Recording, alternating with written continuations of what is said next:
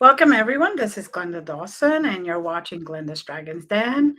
LD is on a mission again, and he will be back soon.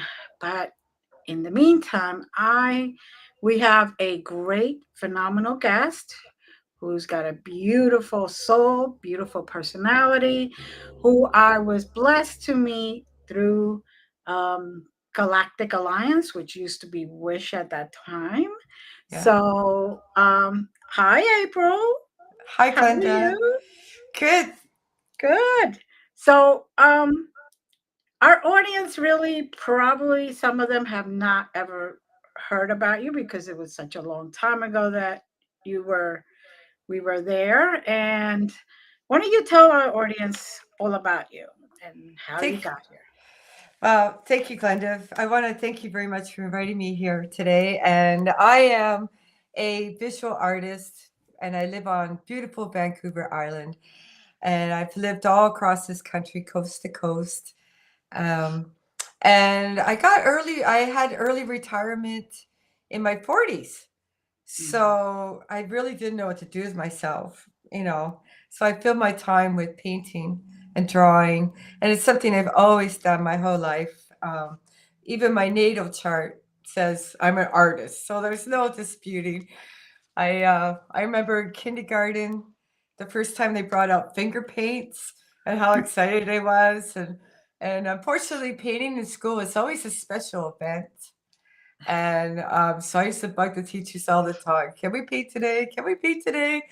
And sometimes they gave in, most of the time not. But yeah, so I've always painted, always drawn. When I was 13, I got involved in life drawing, which is really amazing, um, to train the eye to really see, not just to, like, we look and we assume a lot of information, but to train the eye to really see is amazing. And I think that's part of the reason why I'm able to get so many photographs. I personally get photographs of UFOs, orbs, angels, a whole bunch of stuff that we don't, it's a big question mark what they are, but they're fun. Right? And today I'm going to share personal art that would never go in a gallery or anything. But this is how I spend my time, besides my serious work. And I'm just really excited to share it because there's always a story behind it. Um, I've been working with experiencers since I've met you, Glenda, and I've been doing drawing classes specifically for the experiencer.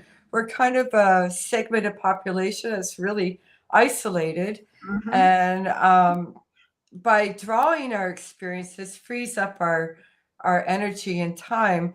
A lot of parents, they don't want to write their story, or they're very cautious. They don't want their children to. So I said, draw it. A picture's worth 1,000 words. We could start with the Hmm. presentation if you want. Okay.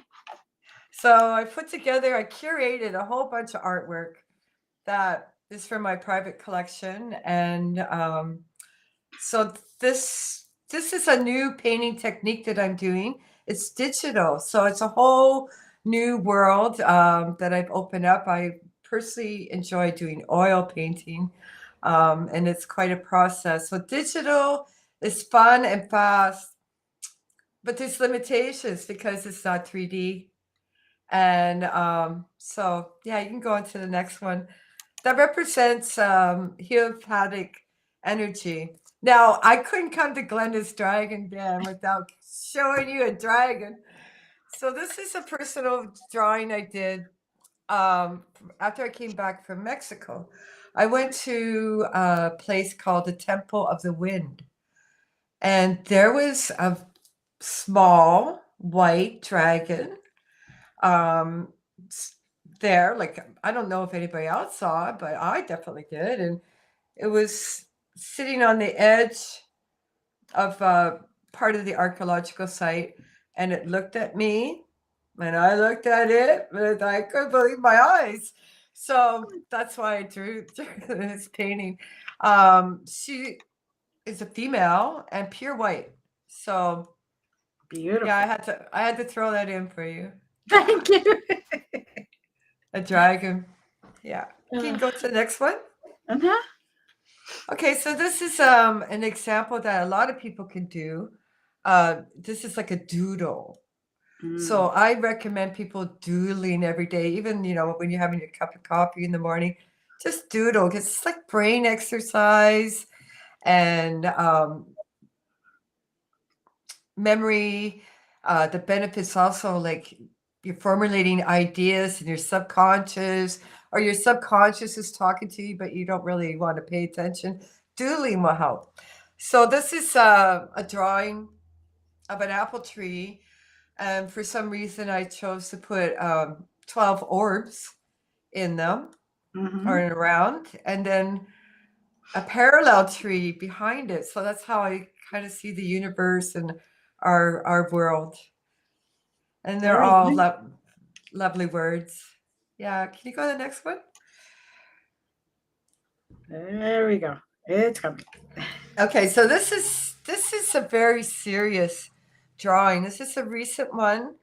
It probably took a week to do this drawing, and what it is I sent out a portion of my consciousness, and I wanted to see um, records. They talk about the Aztec records and all this, Right. so I wanted to see them too, right? Well, this is what I came up with. This is what I saw, and it's actually like a Rosetta Stone. It's 3 languages represented here, and Mm-hmm. the top one is like a dial, and I saw it always moving, and the one going up the book or carpet or whatever you want to. I could kind of understand that one. And below the cube, beyond me, and the cube, the reason why I drew the cube in there was to represent how I see everything in grids. Mm-hmm. And, everything's a frequency, everything's forever. So, like, try to hook on one and carry your consciousness through. So that's why that's there. I try to create as much movement, I try to describe it in the best that I could. It's limited because it's graphite. So, but it was really challenging, and it just shows you the possibility, It because I, definitely, it's definitely beautiful, and it has a lot of detail, and even the light language is understandable if you just be open to it. You'll be able to get a sense of what it's saying. So yeah, you yeah, but did it it was like wonderful.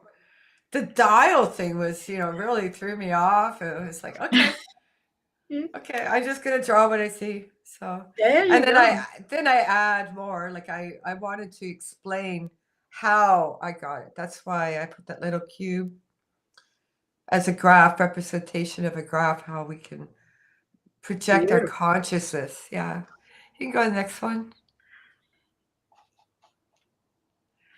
Okay. I take a lot of photographs of paranormal, Hmm. and my favorite kind of photographs are taken by my motion detection camera. Hmm. Because quite often they involve me. They'll have a picture of me interacting with the phenomena. So here, I just trace around the photo, and then I added color. So Nice. this was the trail camera took a picture of this being on my couch, and above was a huge black hole in the ceiling.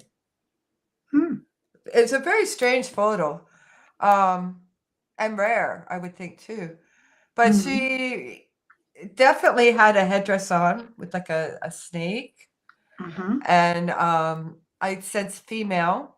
Now it could even be me, going into light and going through the ceiling. Who knows? Right. And this is what we want to learn too. That's why these photographs are really important to us. And there's people all around the world just gathering wonderful, wonderful photographs. So you could kind of see the photo behind, but I think it's really beautiful and unexpected. Yeah. Yes. Yes. Very beautiful. Okay, go to the next one.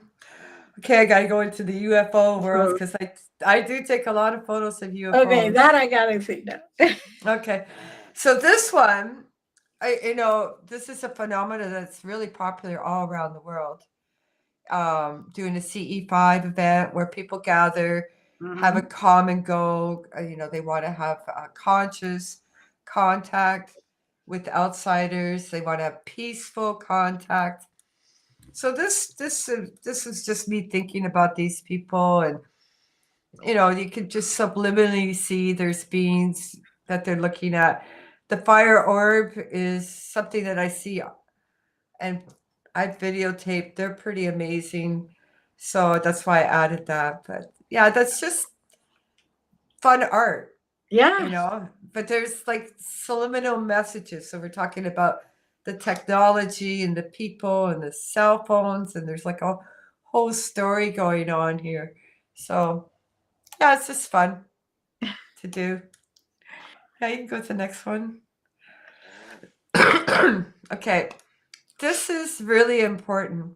This image.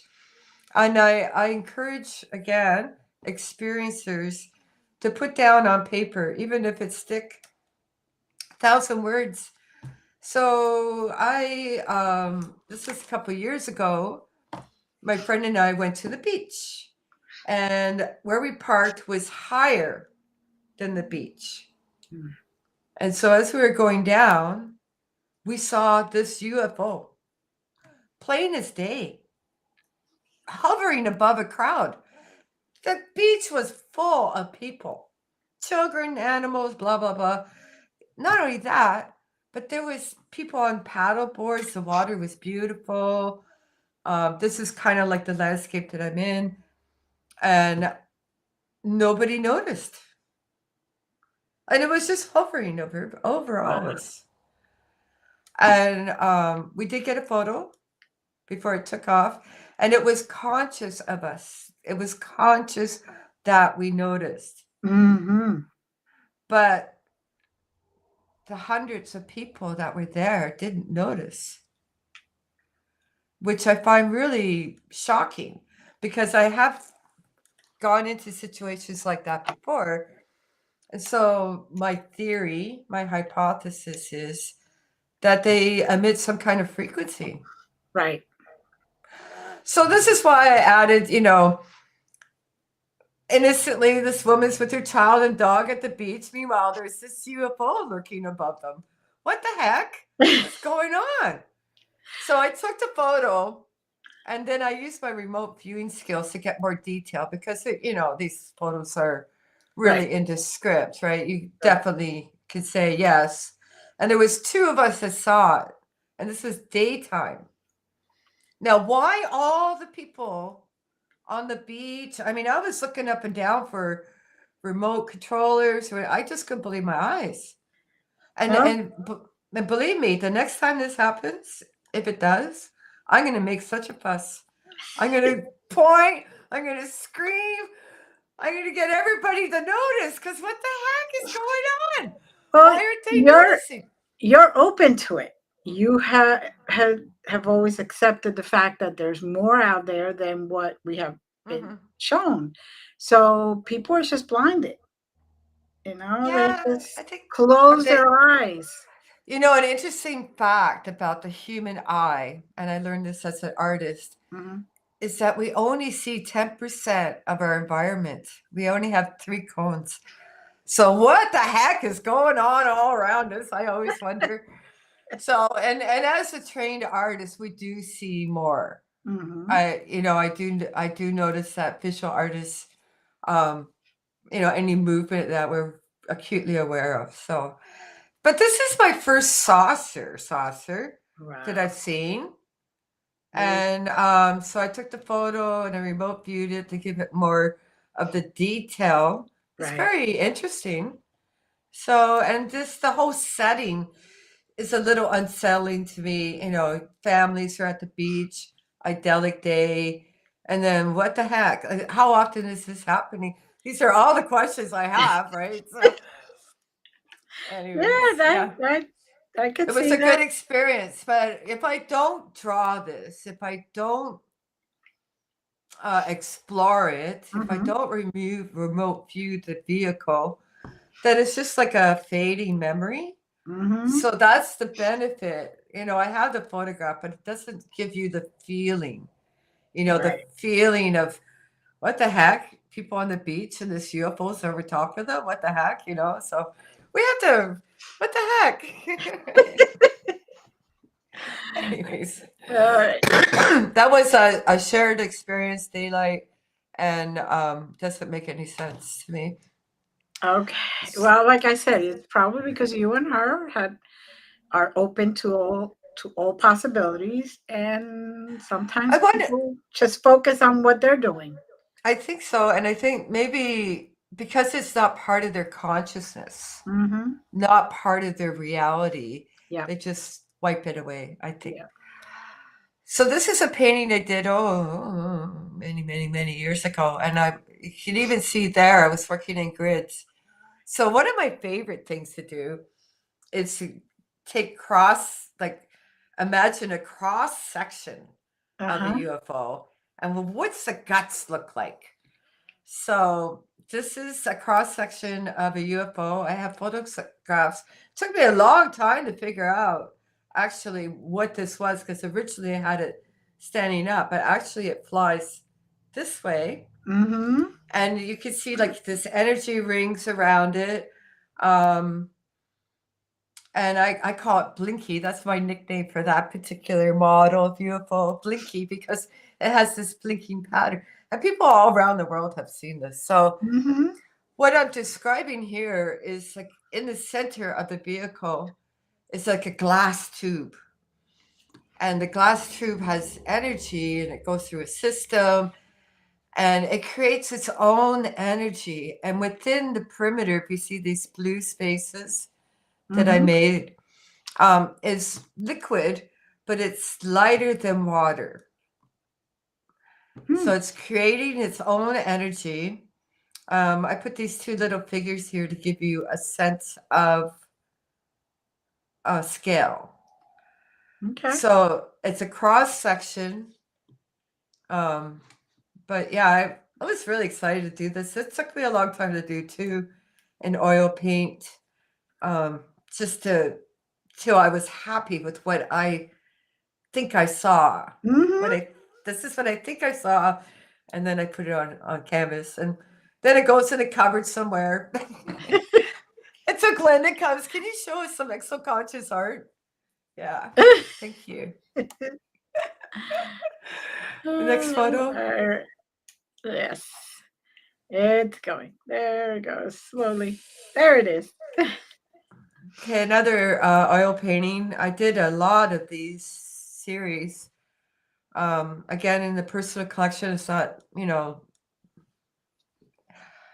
it's again dealing with dimensional. And like I was thinking, if these UFOs are coming from outer space, Mm-hmm. if they're not terrestrial, then how are they accomplishing it? Right? How do they Mm-hmm. get? So I came up with a theory of dimensions, but how do you access them? And so, like, you don't fly around in outer space like this. No, no, no, no, no. You like jump. Right. You jump.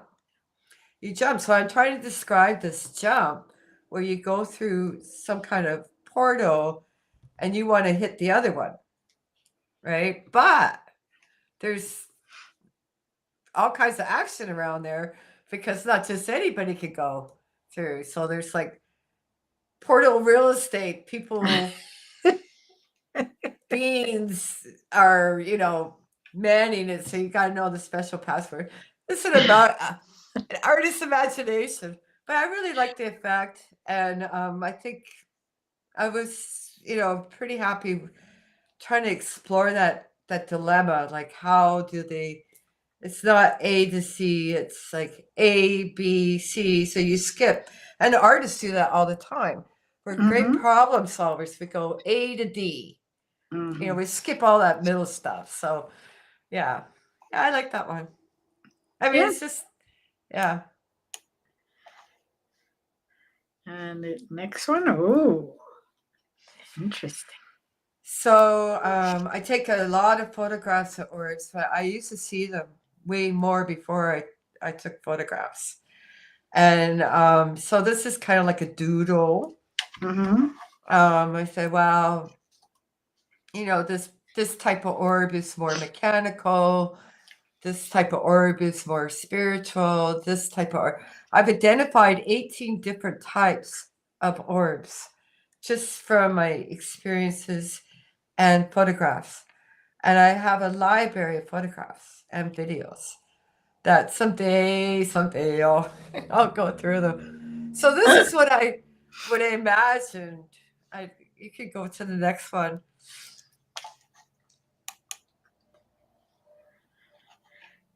Okay, so this is the drawing was like done years ago. Like in my sketchbook is like. So this is a recent orb photo. The one on the top left is the actual photo. Okay. Or orb in the sky. Mm-hmm. So I reversed the photo so I could get more detail. Mm-hmm. And so then I started playing around and playing around. And said, okay, I'm going to do an orb drawing of this. And it was surprisingly similar. Yes. I think I got it down pat from the photo to the drawing. So then I got to get my remote viewing skills in there. What's it really look like, right? Right. And so it really does look mechanical to me, Mm-hmm. which looks very similar to my sketch I had done years and years ago. Right. So this particular orb is in the sky. It's fascinating. It has Como, if you can imagine. The first time I really noticed it, it was hanging out under a cloud. And it looked like a star. And I looked at it and I said, stars don't hang out under clouds. Well, No. then it started moving. So, pardon me. It started moving, and that's when I realized that it was conscious, that I could talk to it. And so I call this particular type of orb watchers.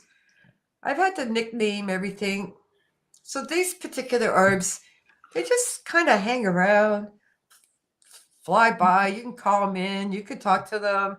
They'll change patterns. I check satellite apps to make sure I'm not videotaping a satellite or the what's that space center. That can look pretty spectacular when it whizzes by, right? Right. So that's one technique I suggest to people if they're taking these kind of photographs, that you can go Google International Space Center and they'll tell you exactly when it's zooming by and stuff like that. So it's learning to discern Right. is Right. something that I mean, there's people all around the world getting just fabulous photos, and we're all just going, whoa. We're not really sure, but I think bit by bit we can find out more. So Yes. I think this particular orb, it presents as a star. Mm-hmm. If it's in the night sky, you won't spot it unless Right. it moves. Right. Unless it moves. It's the only time that you can say that's not a star. But I got to the point where I can go out and talk to them and say, what are you doing? Who are you? And like all these questions. I get zero answers. But they're Well, you painted. never know. One time you may get an answer. So Yeah, worth so trying. the star, in the center kind of looks camera-ish. Mm-hmm. So that's where the actual light could be emitting because it really looks like a star. Mm-hmm. So it could be, I don't know, could be anything, right? Could be anything. It's very good picture though. Definitely. Yeah, I like the drawing. I like the final Yes. The result. drawing definitely shows in detail the picture. Right. Especially the reversed photo. Yeah. That is very detailed. Yeah. Definitely. Yeah. And this is, the benefit of our skills. Like we can dig deeper and deeper and try to get more details if we're inclined. So I love this painting. I did a whole bunch of them, and they always look like planets. Oil painting. But this is the type of orb that I experience. And they're only 2 inches big. And they're fire. They're fire. They're round, moving flames. Really spectacular. So I tried to capture that in paint. And I don't know. I think they always end up turning like a planet. But round is round. I really tried to capture the movement and the different textures of it, and it's just my favorite orbs at all. And yeah, the first time I encountered those, I was praying to God and I was asking for healing, right? And these two orbs popped into my living room out of nowhere, right above my couch. They went down my couch, they went across the seat, and they're in my house. And I was like, thinking, maybe I needed to go to the psych ward or something. Well, you did ask. No. You did ask for healing. I did ask for healing. So, and it's a very long story, but even my cat was interacting with these. And they hung around for a couple of weeks. And then they actually, I got to a point where I said, okay, I have photographs of. I said, if you're real, I got my covers over my head. I'm like, what the heck? I said, if you're real, I just sat up in my bed and put my hands out. Go onto my hands. That's what I said to them. I didn't expect that they would go into my body, so they went right onto my hands and into my body. Well, So that's how they went to heal you. Yeah. It was pretty cool. Yeah. You go to the next one. So I love orbs. All Angels. right. Going to angels. Let's see those. Ooh. So I've been painting angels probably my whole life. And I actually had an artist intervention where my brother and my husband and a bunch of my artist friends said, stop painting angels. I guess they're not commercial. I didn't really care about that part. But I just love them. I just love angels. So this is one on her knees, and it always seems to be like kind of in a portal setting. I noticed that when I was putting this together, I was like, oh yeah, there's another one. Oh yeah, there's like a common theme I've been doing. So yeah, that was just an angel on her knees. That's how they could travel, right? Yeah. The portal is right there, and they could just go wherever they need to go. Through another Stargate or dimension, or who knows? Yeah. Or even from this side of Earth to the other side of Earth. Sure. So. Yeah. You can go to the next one. I threw in a bunch of angels because I really like them. So. All right. Let's see. Here we go. Come on. Here we go. Okay. So this is another oil painting, maybe 10 years ago. But nice. I saw this angel on another planet, and the planet has 2 stars, 2 suns. And so it's nice and toasty warm there. And so she's just looking off in the horizon.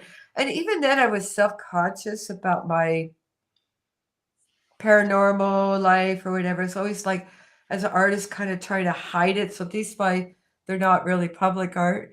And so like I hid the sun, it's there, but I kind of meshed it out a little bit so it wasn't so obvious, because these concepts are not welcomed by normies. Yeah.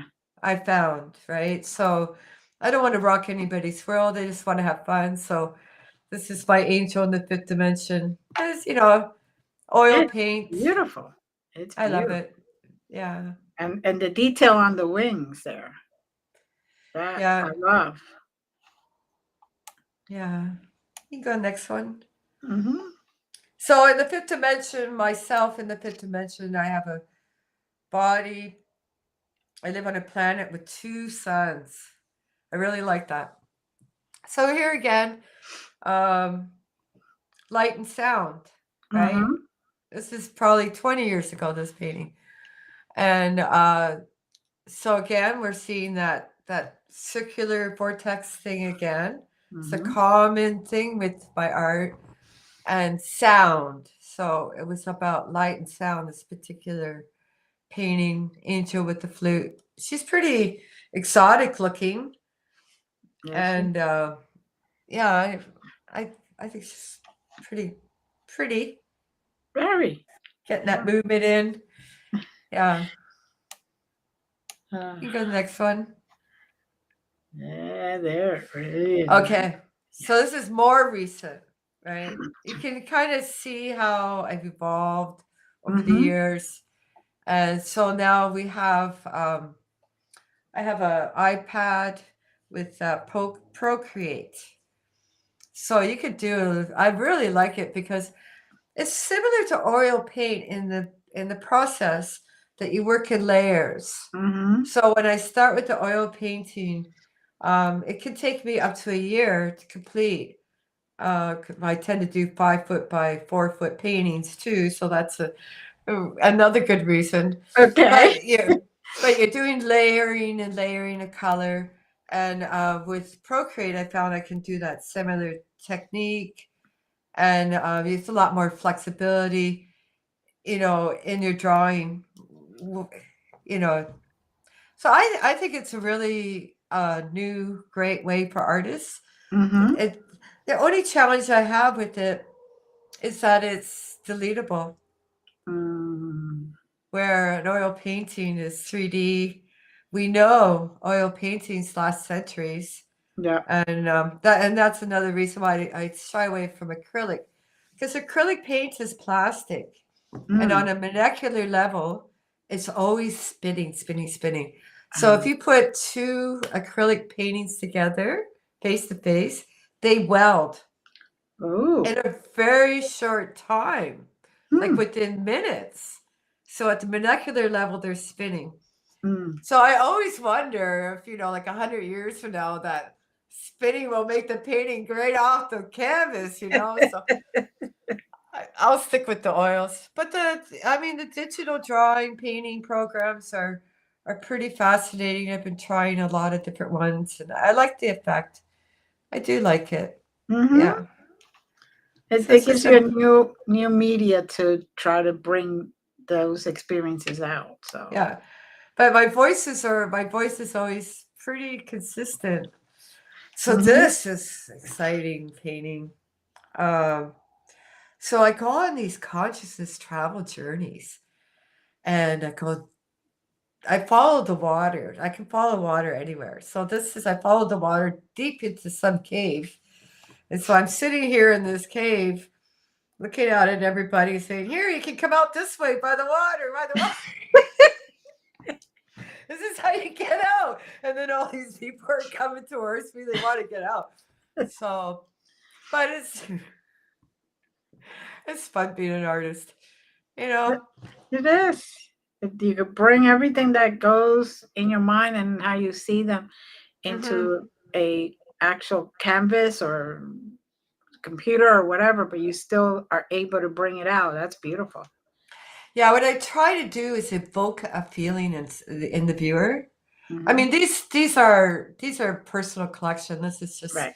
fun stuff for me, but I'll often take something like this and work on it more, and create a large canvas out of that.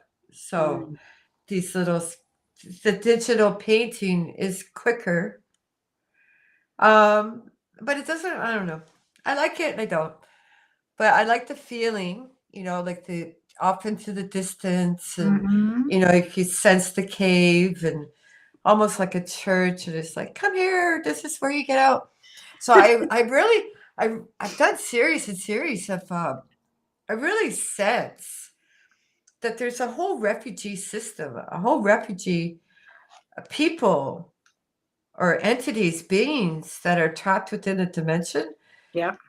I don't know. I get that feeling. So I've done a lot of paintings related to that. There's like, so it's like I've stepped into their space now.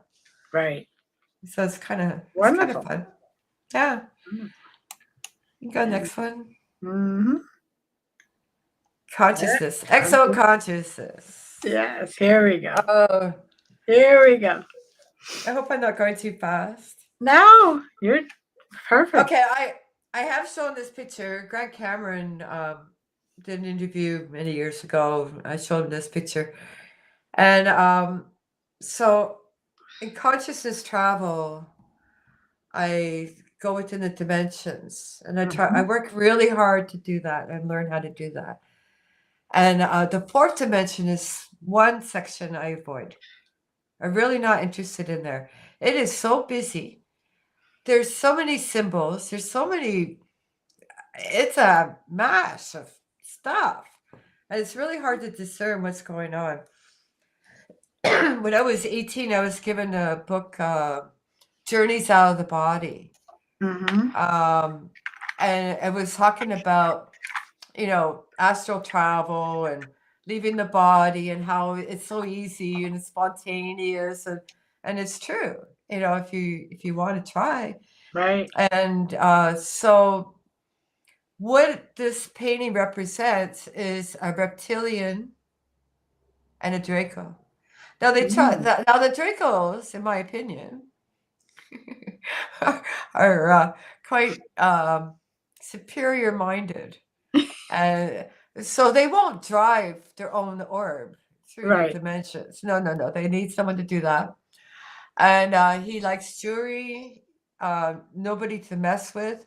If you ever run into a reptilian or Draco in astro or in 3D, my advice is to stand up straight, show no fear, even if your heart's pattering away.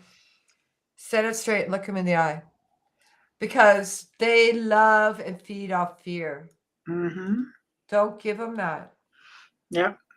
And if you make yourself, I mean, I'm a little person, but puff up your chest, you're not going to take it. So Right. yeah. So the reptilian, the black screen that he's holding, is quite amazing. They could go in there and pull anything out. So the fourth dimension is not something I really want to explore, because there's characters like this there. And it's good to know Mhm. that the possibility of these are here. Like Stewie, pretty powerful. Mhm. But yeah, I mean, it's an oil painting. It's just, I did it really fast. It's It's still a great job. the orb cross section. I'm always into that cross section. What's behind the, yeah, you can go to the next one. Ooh. Yeah. So this is fun. Another oil painting, maybe 8-9 years ago. So I guess I'm quite consistent in my portal thing, but I could just imagine what would it be like on another planet Mm. where we didn't need vehicles, we didn't need, electric grids and stuff like that, and would we live in harmony with the wildlife? So I have this girl riding a butterfly over street landscape or city landscape. It's just something fun, something, Mhm. you can draw a tree or you can explore your imagination. So I'm lucky I'm a good drawer.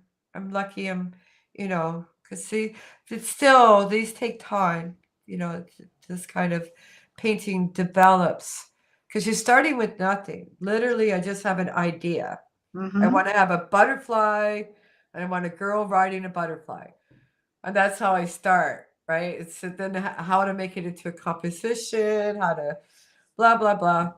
Um, private Well, collection. you're channeling a Beautiful painting. That's what you're I doing. think it is. Yeah, beautiful butterfly. It'd be nice. Yeah, I would love it. Oh, this is interesting. Yeah, so here again at grids. And so I made contact with this guardian.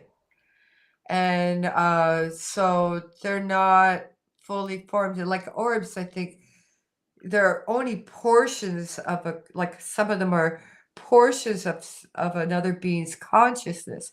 They literally cannot be in our frequency, in our environment, but they can send just like portions of themselves. Mm-hmm. So this guardian, is drawing. This is Procreate. Um, so this came through, and she was showing me that it takes two, that one person can't do. It takes male and female. It does take electric and magnetic. So whatever it means, Right. that was the message. And so it's just, and it's kind of like, I have beings come through a portal. One time I had a portal in my in my bedroom wall, and I Oh thought boy.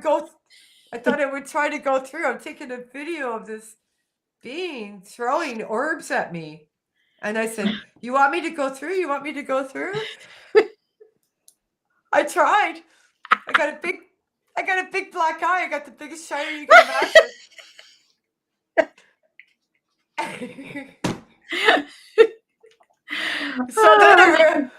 So then I realized that, don't try to do things like that in 3D. Yeah. You send a portion of your consciousness like that cube. Exactly. Yeah. Yeah. That was quite an experience. And I had to walk around. What happened to you? Oh, there was this portal. So everybody lectures me. Don't go in them. But don't you think why wouldn't you? Like if you see it, I agree. I'm one of those curious creatures. yeah. I'm a Yeah. Gemini, so I look at everything and see all the possibilities. So I, like you, I would probably try to go right through. So Yeah, I tried. One no. time I did a CE5 with my mentor, Deborah Warren, back, and there was like this portal in the entrance of the forest, and I thought, oh, I go running towards it. And my friend's going, don't go, sit down. And I run towards it. I got pushed down, and I couldn't move my arms and legs. And I was rolling around the ground. So yes, they were probably saying you should not be there either. yeah, but they don't have this. If you don't try, you don't know. I guess. Exactly. Yeah, you can go to the next one. All right. So, at the beginning of COVID, I got into painting mandalas, and now after all this time, I realized I was channeling. At the time of creating them, I was only interested in making new colors. I wanted to make new colors. So I thought if I put color on top of color on top of color, then it will glow a different color. Because our eyesight is so limited. One, we're really seeing the blue, yellow, green, blue, yellow, red spectrum. Birds, they have 4 cones in their eyes, so everything's psychedelic in their world, right? So that's what I was trying to play around with. But then I realized now all my mandalas, and I made dozens of them, I never had any other ideas except for color.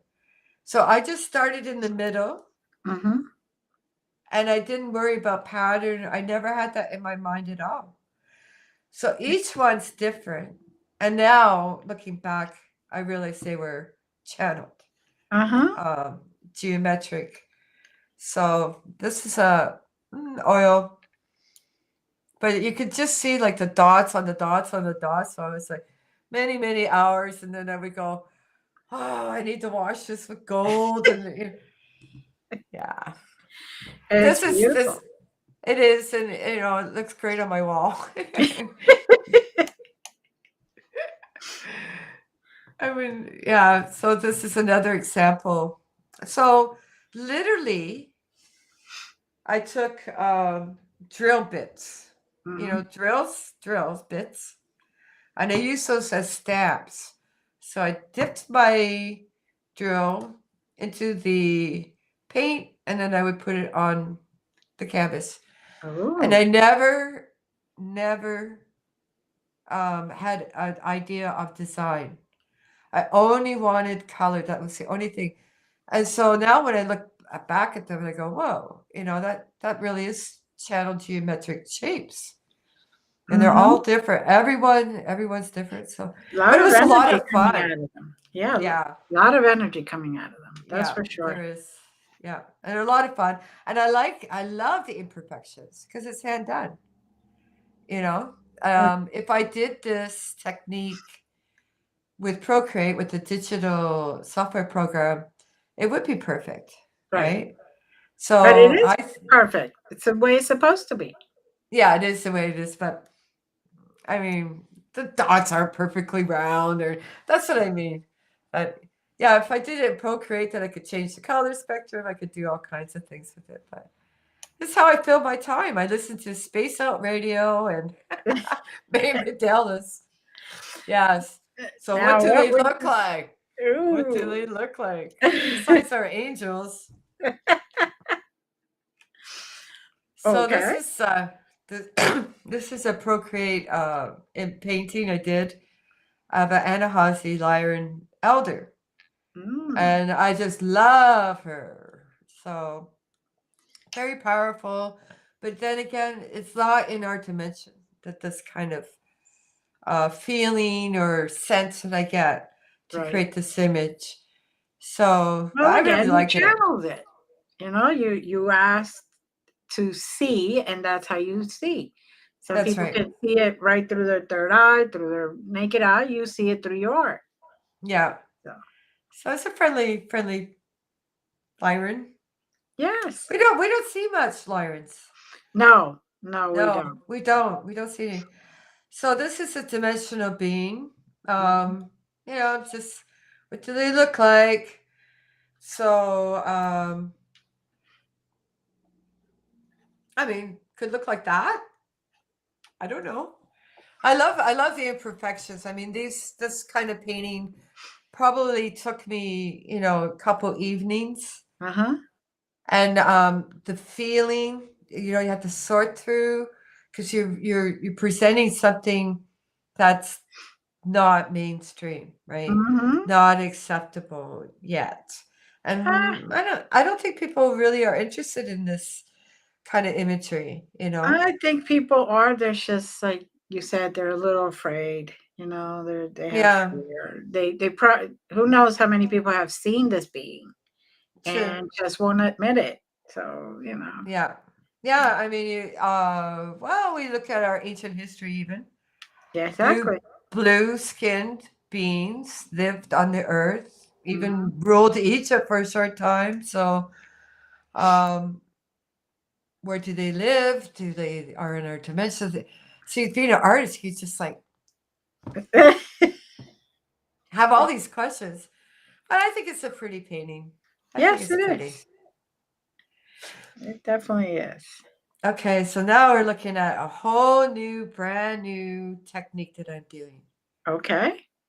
But and this I'm going to caution people because I use AI. I've been experimenting with different software programs, Right, different right. AI, and I learned that AI technology is actually interfacing with my consciousness. Mm, And so this image, it took a day, I would say, to okay. create because you put the information in, and then it whiz and whirls and blah blah blah, and it gives you something. You go, no, that's not what I want. And but I could actually feel there was some kind of technological interface there, which I did find pleasant. Mhm. And maybe more sensitive people are going to sense it than Right. others. But so this is the end result of this experiment, and I present to you a AI generated mantis. Very good. Very good. And it's interesting how AI picked up on my style. Mm-hmm. The grids, and yeah, it was kind of shocking. But is this a mantis? Is it an angel? I mean, we got a whole host of characters we just know very little about, but we should know about them Mm-hmm. because Well, it's hopefully soon real. we'll get a lot Yeah, more information. yeah. Okay. So here's a tall white, and oh, I got to share this. This oh, I can't. My girlfriend, when I was doing a drawing class for experiencers, did a, a drawing of a tall white, very similar to this. Mm. And I think she saw one. So, I mean, this is polished. This is what people want to see, I think. Mm. I'm not sure. Um, is it an angel? You know, And is it terrestrial? There's angels so don't many. exactly appear. The reality isn't exactly as those pictures and those drawings that go around all over the place. Right, exactly. They do look a bit different, and Mhm. usually the reason they appear to us with the wings and all that is to make sure that we don't have fear of them. Well, I think our perception is that we see wings, but it's actually light energy Yeah. that presents, and our eyes, like we look and we make a lot of assumptions, right? Hmm. So that's one exercise I tell people to try. Take your cell phone when you go out in the morning. Just take 10 random photos. Don't Right. even think about it. Just take 10 random photos every day for a week. Don't review those photos till you go to bed. And you're looking at them, you're in a relaxed state.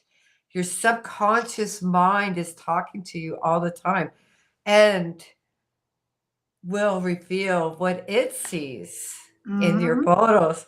I saw the most fabulous orbs, and like they're there Yeah. that we we sense them, but we don't pay attention. We write it off.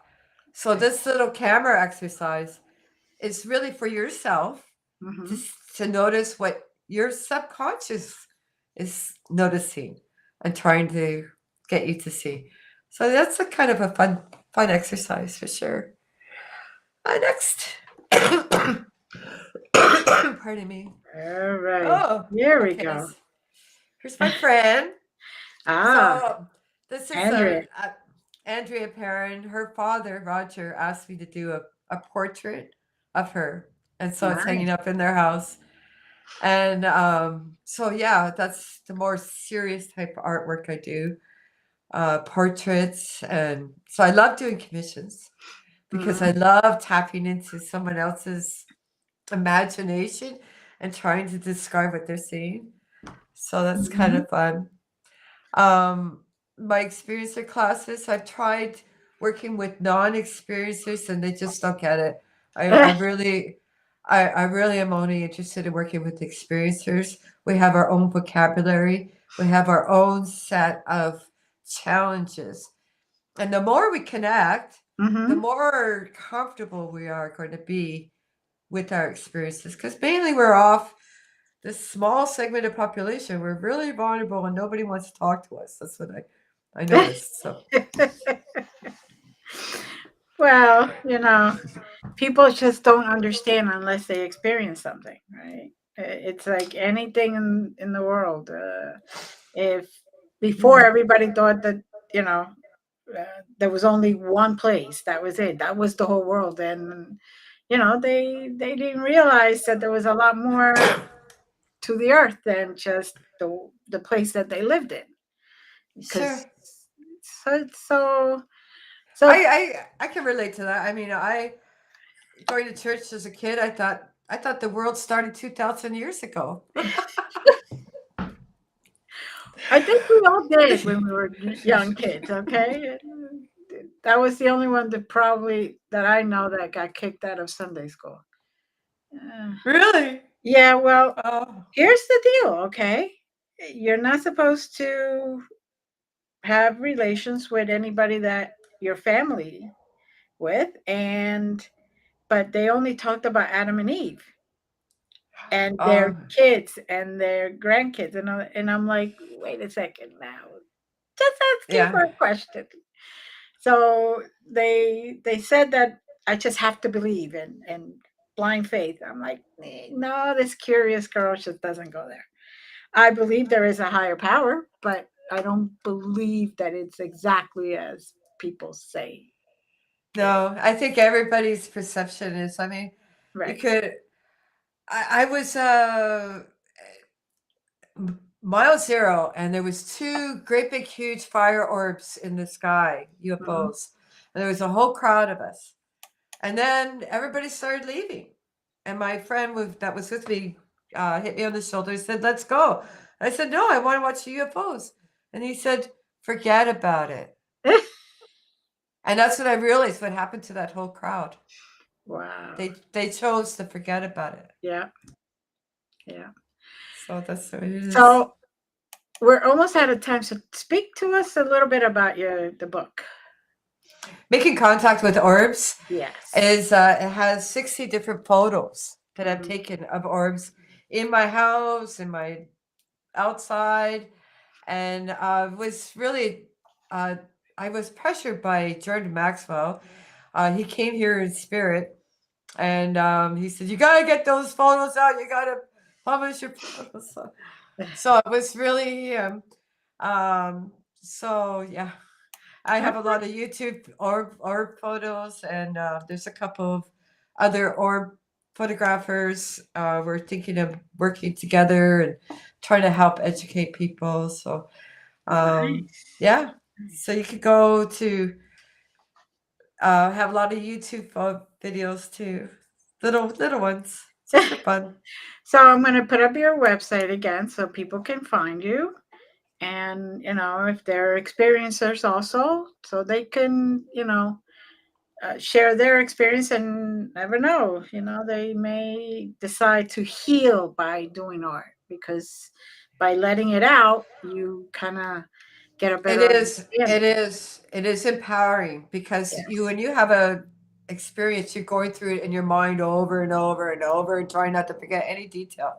If Mm-hmm. you draw an image that represents that experience, you know exactly everything on what that means. Mm-hmm. And it relieves your mind of having to, you know, go in that circle. Yeah. Exactly.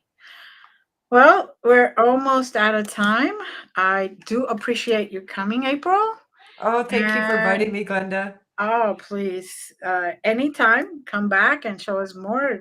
They were all perfect in my book, perfect pictures.